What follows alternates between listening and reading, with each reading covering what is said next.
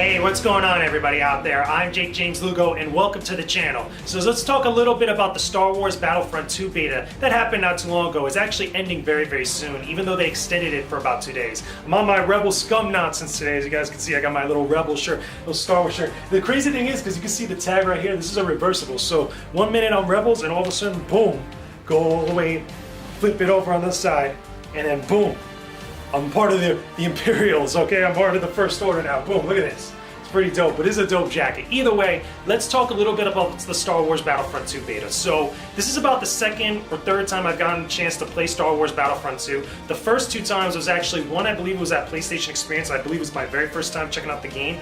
My first time was E3 this past year, and I got a chance to play it about twice there over at the EA Play event during E3, and then now is when I got the chance to check out the beta alongside everybody else. So how do I feel about the beta overall? To be honest with you, I think that the game is a little bit better. It's better with the classes this time around as opposed to the previous Battlefront game, which got rid of the classes and really focused just on loadouts. One of the things that a lot of fans, myself included, that they loved about the Battlefront games on PlayStation 2, on the PSP, was that you were able to choose different classes and it kind of mixed up the momentum a little bit, rather than just taking really just the Call of Duty route, which we've seen ever since Call of Duty Modern Warfare, or Call of Duty 4 Modern Warfare. But going back to this original style, okay, again, ebbs and flows throughout the different matches and such. I think that the big team games are pretty damn awesome. You can get like 20 on 20 games with a whole bunch of players, like big all-out battles with objectives and all this different type of stuff, making it feel like a Star Wars battle from the movies, which I think is great. Visually, the game looks phenomenal. I said that when I first saw the game back at E3, and I still think it looks phenomenal, even now phenomenal. Say that 3 times fast. I think it looks great, even now.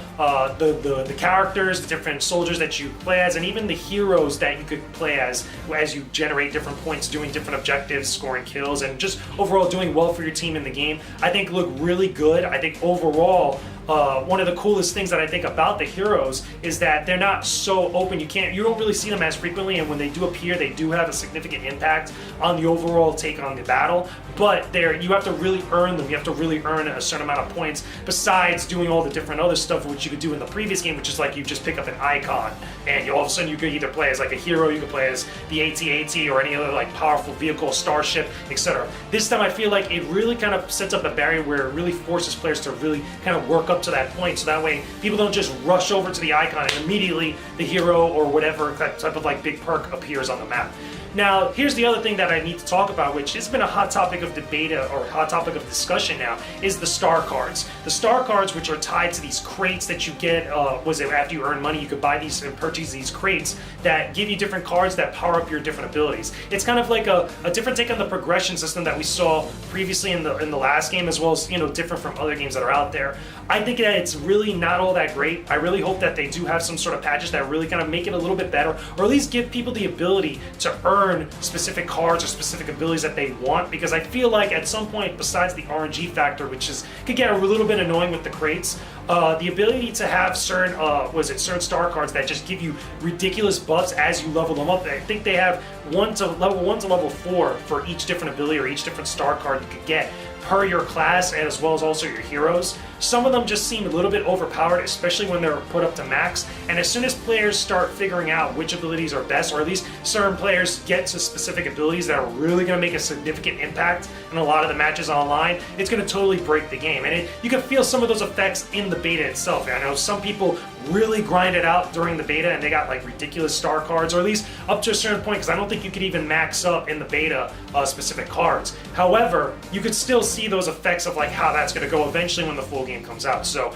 either I hope that people are allowed to buy specific cards, I hope that they maybe adjust some of the abilities of some of those cards so they're not ridiculously overpowered, but I hope they do something, in some sort of update, or even if they change it up before the game comes out, because it's coming out in a couple weeks. So right now, what we're getting in this beta is pretty much what the final game is going to be.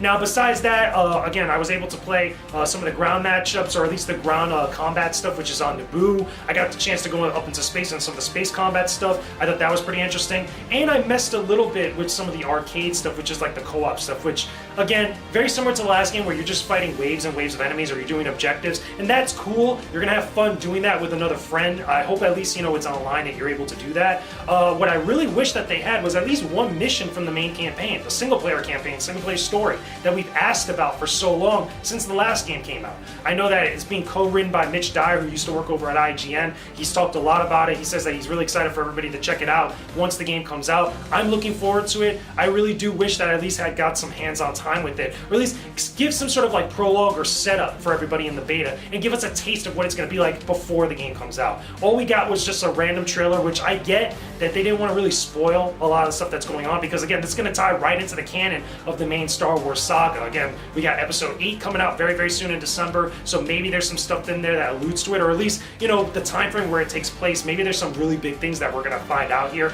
that might play into some of the other movies or other Star Wars canon and such, so I can totally understand that. But just me being a little nitpicky, I wish I was able to play one mission in the beta. So overall, do I think it was a good beta that really demonstrated what we're going to get with Star Wars Battlefront 2? Honestly, yeah, and from what I've seen thus far, despite my little gripes here and there, and again, the stuff with the star cards that everybody's upset about, I still think it's a solid game. It looks really awesome, looks beautiful. I think it plays well. I love the type of like changes they've done and the different adjustments and the paths that they take in design-wise over the previous games. So I'm looking forward to it. I'm probably going to review it over on thecoalition.com. When that goes down, I will let you guys know about it. Make sure that you guys check out the podcast discussion that I did with Richard Bailey Jr. over on the Coalition, where we talked a little bit more in depth about our impressions of the Battlefront 2 beta, and I talked a little bit about how I felt more about the star card system, and again, some of the other gameplay stuff, and other things that I mentioned here and there during this vlog. So either way, that's just my impressions of the Star Wars Battlefront 2 beta. I hope you guys enjoyed this gaming vlog. Leave me a comment down below in the comment section. Let me know what you guys think about the beta itself, some of your experiences, some of the positives or negatives. Put it all in the comment section below.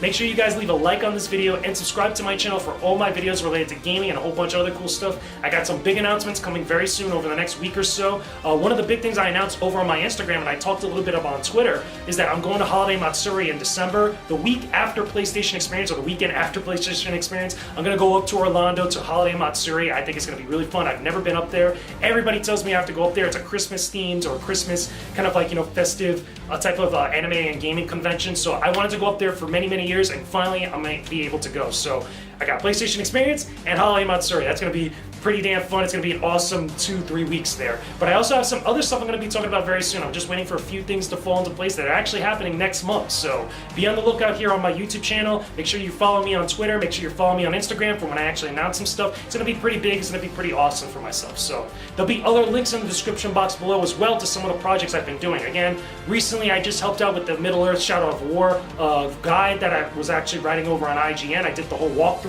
with some of the guys over there, and that was pretty awesome to check that out. I talked about it in my previous gaming vlog. Make sure you guys don't miss that. There'll be links at the end of this video to all of that. With that being said, I will talk to all of you again very soon. Peace out. Stay epic, everybody.